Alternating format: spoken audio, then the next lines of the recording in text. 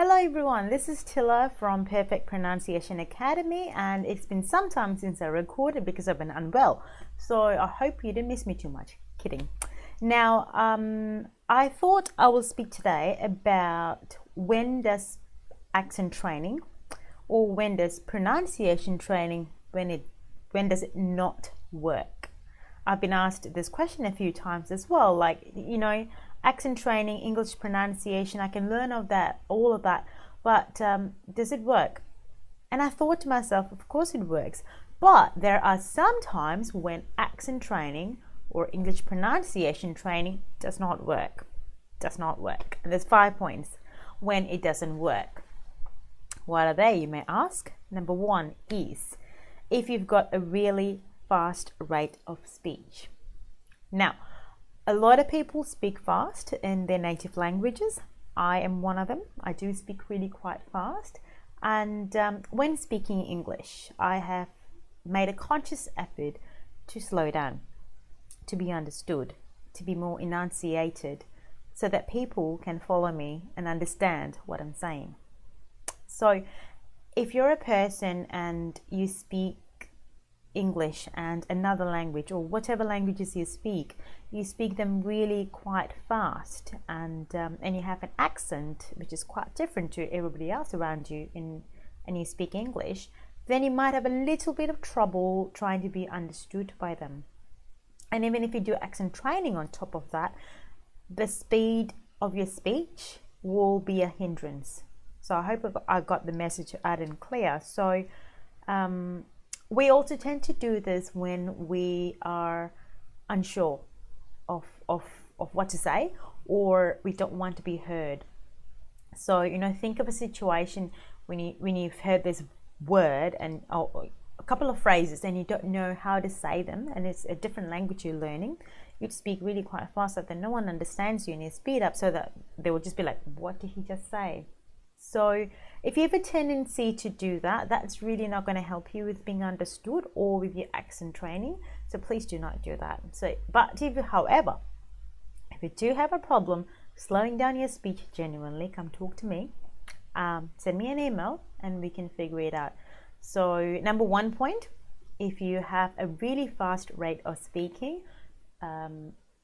pronunciation training is going to be really hard, and it's going to be non-effective when you are speaking in English or in a different accent. Number 2 is if you actually have a speech disorder. Now, some of my clients actually have speech disorders that have come from neurological insults. They've had a stroke, or they've had articulation difficulties growing up, or they've had something physical, cerebral palsy or anything like that.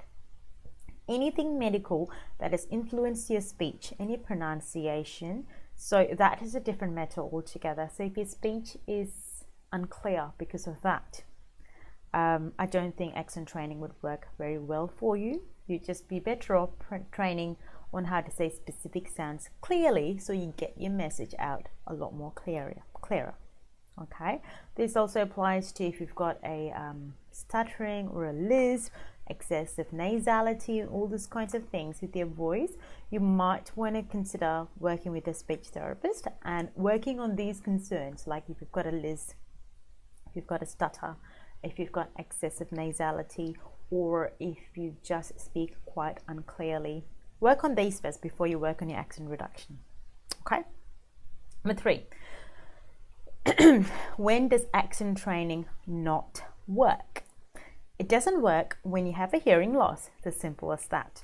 So if all of us start losing our hearing capabilities from 18 years of age onwards, so after that our hearing starts declining as we age. It's important to be aware of that. So if you're hard of hearing in normal conversation, in whichever language it is, accent training is not going to be beneficial for you. However, if you're one of those people who cannot tell the difference between two different sounds, that's a different thing. You don't have a hearing loss. You just are not sure how to discriminate between two different sounds.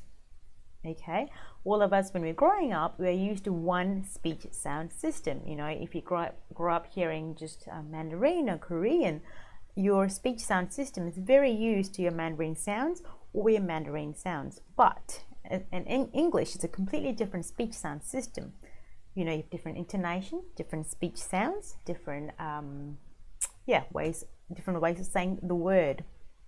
So if you can't hear the difference, come talk to me. That's easily solvable. So so if you can't hear the difference between two speech sounds, that's a different thing. But if you just can't hear a conversation very clearly in general, in whichever language you are speaking, then it's time to get some hearing aids or see an audiologist to get that sorted, because accent training is not going to help if you can't hear very clearly. Okay, number 4 is if you've got some voice problems or if you talk really softly. So a lot of us, when we don't want to be heard or are afraid of making mistakes, you know, if I say it this way, if I say the word tomato as tomato instead of tomato, oh, they're going to look at me funny. So, and then you might want to, you just would speak it really softly, and so that no one would hear you say the word. Now that works against your benefit, because that would make the listener even more confused than if they could hear you. Okay, so but that's a genuine problem if you are actually generally very soft-spoken, or if you've got a voice disorder, like your voice is croaky or it's sounding really hoarse all the time, and this is your speech quality in whichever language you speak, then you don't want to do accent training. You want to do voice training, voice coaching. Sort out that voice, make sure it's nice and normal and resonant and strong before you work on an accent. Okay? Number 5, when does accent training not work?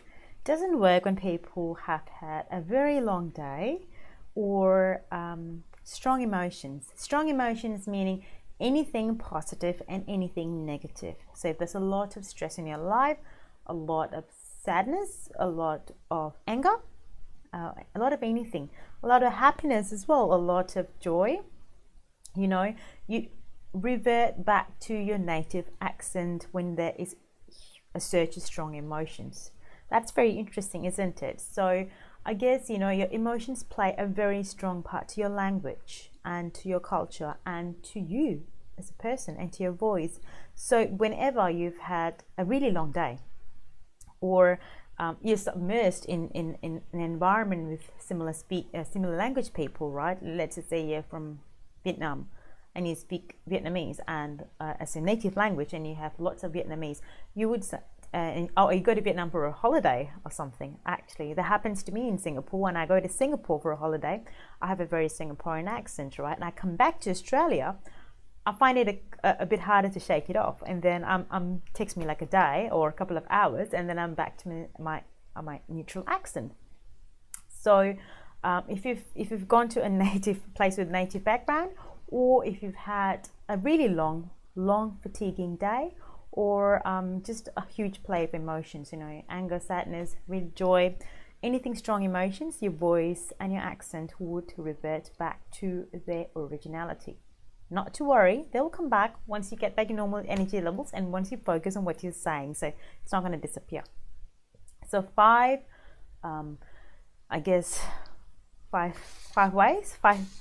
reasons you should not train your accents are. 5 reasons you should not work in English pronunciations are: if you have a fast speech rate, do not work on your accent, work on your speech rate.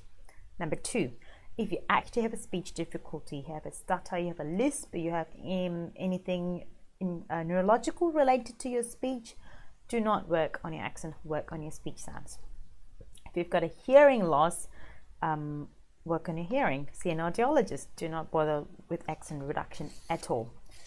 Number 4, if you've got a voice disorder, if your voice is croaky, if it's hoarse, if it's pretty breathy, really high pitched, or anything like that, you want to work on your voice, not your accent, not your pronunciation.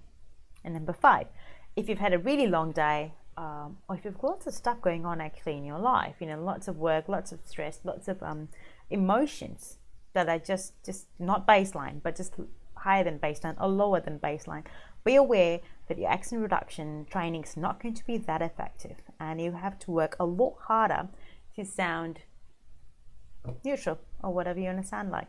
Okay, I hope that's been useful. So before, yeah, if you'd like to contact me, or if you'd like to get a free ebook, I think it's there, perfectpronunciationacademy.com. Go to the link and download my free ebook for a pronunciation guide. I hope to see you in the next video. See you later, guys. Bye.